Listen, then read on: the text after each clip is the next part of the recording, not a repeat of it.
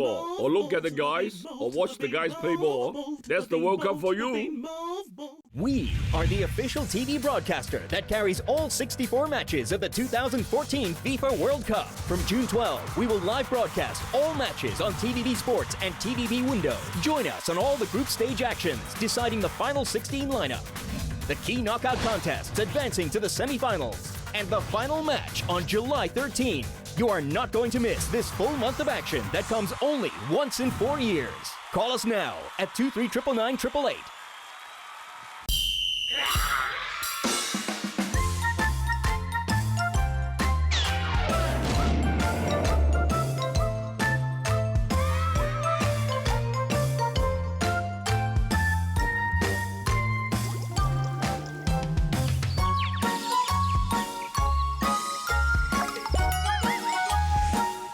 Childhood is priceless. Positano, Discovery Bay. Gonna get the gun.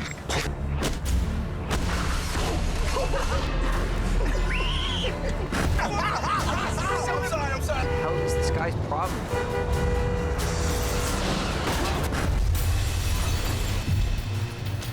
It's too dangerous. Andrew, it's not a game. Andrew! Stop this right now! Saturday, Chronicle on Pearl's Weekend Blockbuster.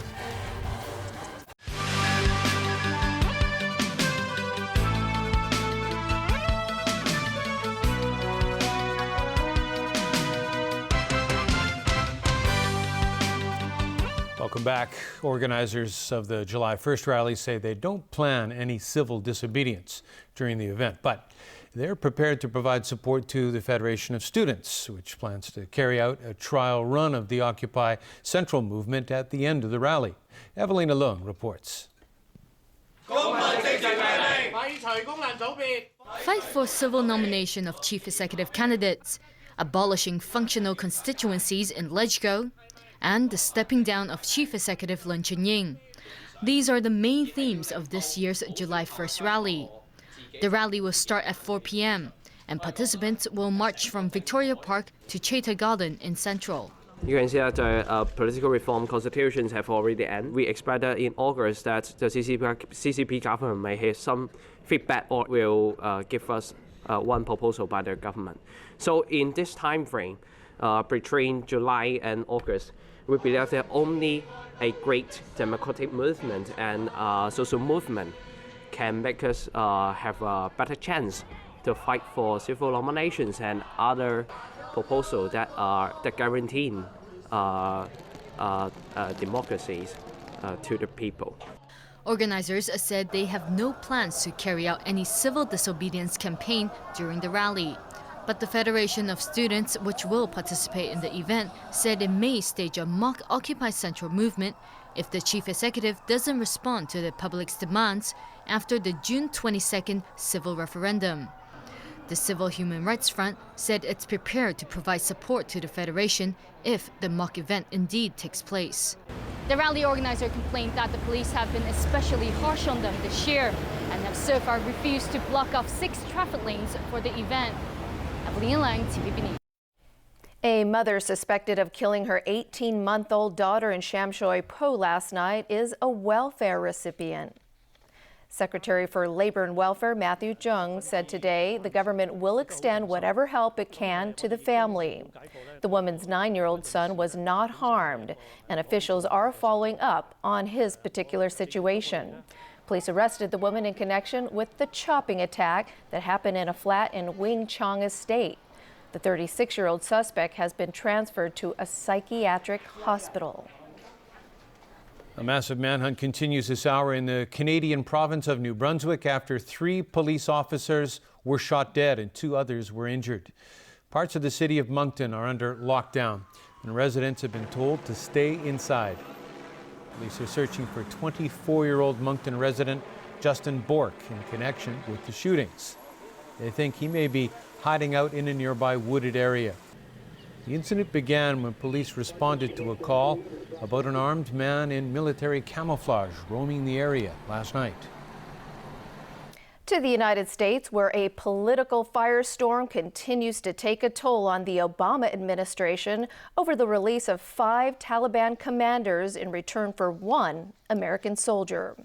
Critics insist the deal was illegal, irresponsible, and will cost American lives. Securing the release of the only American prisoner of war, Bo Bergdahl, was supposed to be the icing on the cake as Barack Obama announced the withdrawal of troops from Afghanistan. But that blew up in his face, say Republicans in Congress. I think the White House was looking at a twofer to announce in 1 week that we're going to withdraw from Afghanistan, ending the longest war in U.S. history.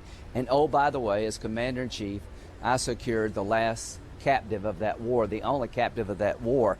In my opinion, there's no question that the president violated the law by not notifying Congress. But the exchange of 5 hardcore, hardest of the hardcore, Al-Qaeda / Taliban will pose a threat to the United States of America and the men and women who are serving. Equally disconcerting are comments by Bergdahl's Army comrades that he deliberately deserted his post in Afghanistan. Even the State Department sidestepped questions about Bergdahl's mysterious disappearance. How he ended up in Taliban captivity is wholly unrelated to whether or not we should have brought him home. But the controversy proved too much for Bergdahl's hometown in Idaho, where they canceled his welcome home party. As it turns out, Bergdahl wasn't the only U.S. citizen begging to be freed from Taliban captivity. And I would ask that my family and my government do everything that they can to bring my husband, child, and I to safety and freedom. Coleman's parents are crushed their daughter and her family weren't included in the Bergdahl release deal. They say she was pregnant when the couple were traveling in Afghanistan in 2012 when, for reasons still unknown, the Taliban captured them. All right, Chris, what do you have for us today? We got some thrills on the ice, but not straight to that yet. World Cup teams continue their build-up to the football showcase in Brazil. England played to a 2-2 draw with Ecuador in their penultimate warm-up match in the United States. Jameson Wong has highlights.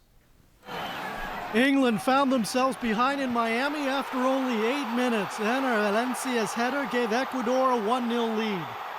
Wayne Rooney equalized before halftime. He was substituted at the hour as manager Roy Hodgson wanted to look at other players. Ricky Lambert put England in front in the 51st minute. However, 20 minutes from time, the South Americans leveled. Michael Arroyo with the goal of the match. 2-2 the final. Talking points for England. Raheem Sterling was sent off late, and Alex Oxlade-Chamberlain suffered a knee injury. England play one more warm-up match versus Honduras before flying to Brazil. In Buenos Aires, Argentina beat Trinidad and Tobago 3-0. Lionel Messi again failed to get on the score sheet despite several chances in the first half. Javier Mascherano tapped in Messi's free kick for one of the goals. Argentina opened their World Cup campaign against Bosnia-Herzegovina on June 15th. In other news, Spanish striker Diego Costa will play his club football with Chelsea after the World Cup. The 25-year-old scored 36 goals for La Liga champions Atletico this season and was the killer striker Jose Mourinho was looking to sign. Now to today's red card, and it goes to Team Germany for still playing foosball. Didn't that game go out in the 1970s? Plus, I see the potential for a wrist injury. Winning 11 or FIFA 14, anyone? Jameson Wong, TVB News. The LA Kings grabbed Game 1 of the Stanley Cup Finals 3-2 in overtime against the New York Rangers. Justin Williams scored the winner 5 minutes into the OT after a turnover by Dan Girardi. Kings were down 2-0 but scored 3 unanswered goals. Goalie Jonathan Quick made 25 saves in the match, while his opposite number Henrik Lundqvist stopped 40 shots. The series stays in LA for Game 2 on Saturday. And that is a wrap of our news. Good night.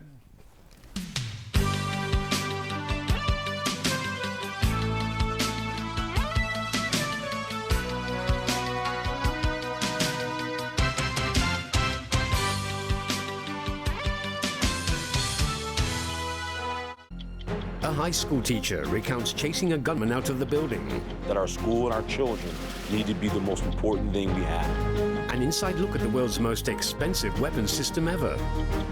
And capturing history through the lens.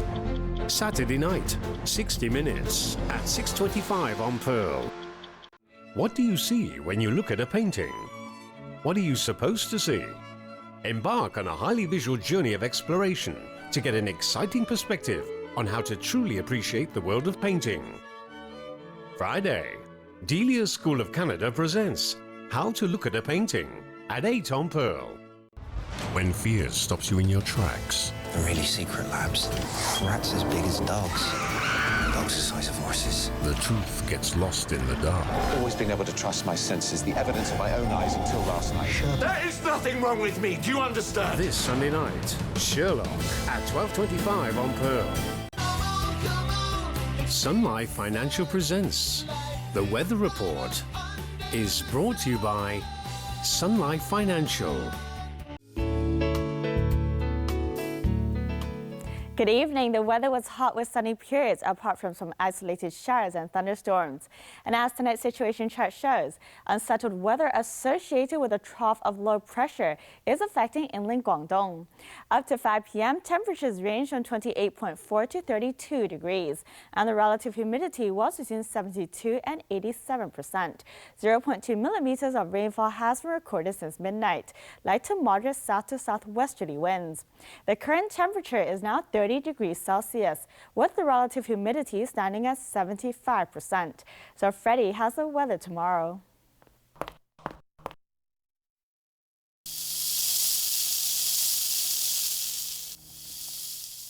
It will be mainly cloudy with a few showers and isolated thunderstorms. Sunny intervals tomorrow. Temperatures will range between 28 and 32 degrees. There will be a few showers on Saturday. Tomorrow's Air Quality Health Index is forecasted low. The maximum UV index forecast for tomorrow will be about 10. And here's the latest global weather update. Cloudy in Shanghai, showers in Taipei and Xiamen. Thunderstorms in Guangzhou, cloudy in Chengdu. Rain in Beijing, cloudy in Seoul.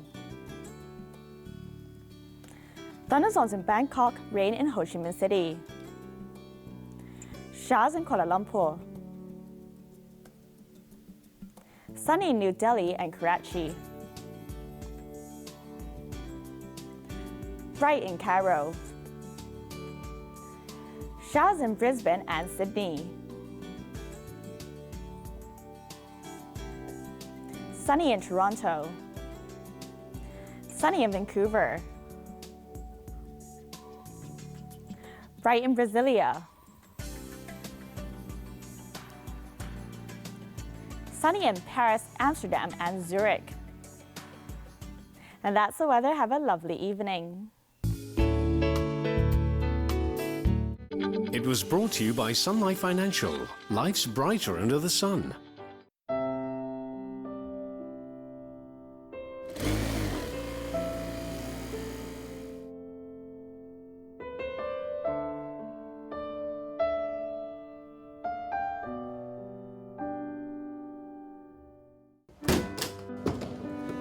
Where are you going? I'm leaving! I don't want to end up like you! She will be home soon.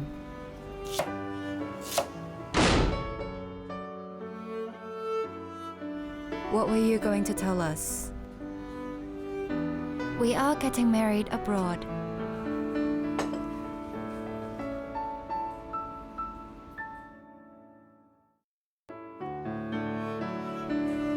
I only know how to be a tailor, and you are my proudest work and my greatest gift.